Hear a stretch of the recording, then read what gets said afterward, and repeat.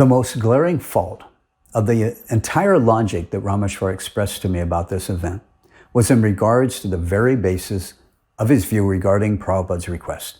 All of Ramesvar's calculations, all of his decisions, all of his actions on this event were 100% based on one single assumption: that if devotees had tried to fulfill Srila Prabhupada's loving request, that it would have resulted in the total destruction of ISKCON.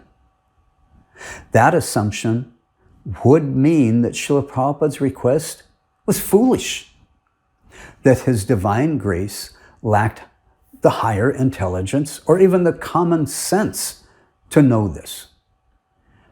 It was this assumption that if Prabhupada's request was fulfilled, that it would totally destroy ISKCON, which fueled all the other decisions and actions that he and the other GBC men took regarding this issue.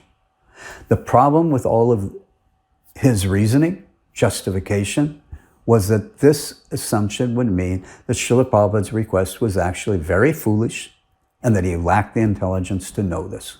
Well, Ramesvar possessed far superior intelligence than that of Srila Prabhupada, because he was able to understand just how foolish Prabhupada's request really was. The reality is that the very basis of this mindset was that he was convinced that he knew better than Srila Prabhupada. This is the foundation that drove all his other thinking, decisions, actions, and such mindset would not have been limited to only this one event. But the same exact mindset would also have influenced he and the other leading GBC men to make equally wrong and damning conclusions on other important issues during that same period of time. Ramesvar didn't realize it at the time, but the underlying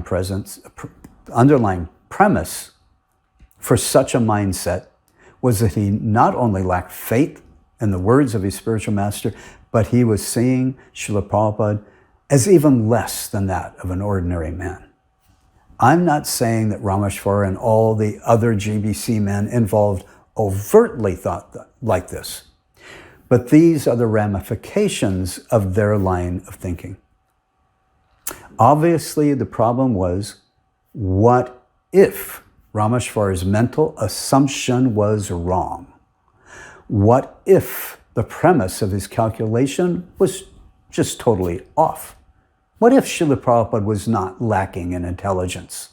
What if his request wasn't foolish at all? What if fulfilling Srila Prabhupada's request would not have resulted in the destruction of ISKCON? That would mean that all the decisions, the judgments, and especially the actions that he and the other GBC members had taken, all of that would have not just been completely wrong, but would have been outright offensive and fallen. Which is, unfortunately for them and for ISKCON itself and for Srila Prabhupada, what actually transpired. The very basis of their assumption was totally wrong. This is the classic case of how twisted the overly intelligent mind works.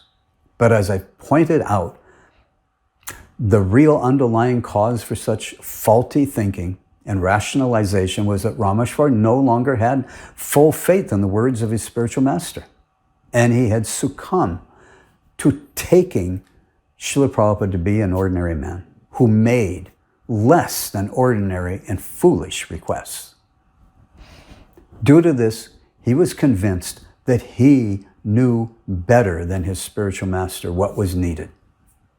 The only place where such logic makes any sense at all is within the minds of those who want to lord it over others, because the actions they took were their way of trying to lord it over even their own spiritual master, Srila Prabhupada, by denying him his personal request.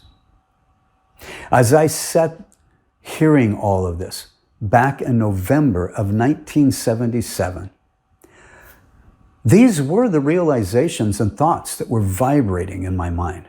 To me, I saw it for what it really was. A big pile of smelly B.S.? No, not S. But a big pile of smelly B.D. Bull dung. Instead of brain substance, there is cow dung. Jaya Srila Prabhupada. That is exactly what I thought of Rameshwar's mind back in 1977 as well. Actually, bull dung doesn't smell bad. This stunk more like HM, horse manure. In your brain, this skull is filled up with cow dung. There is no brain substance.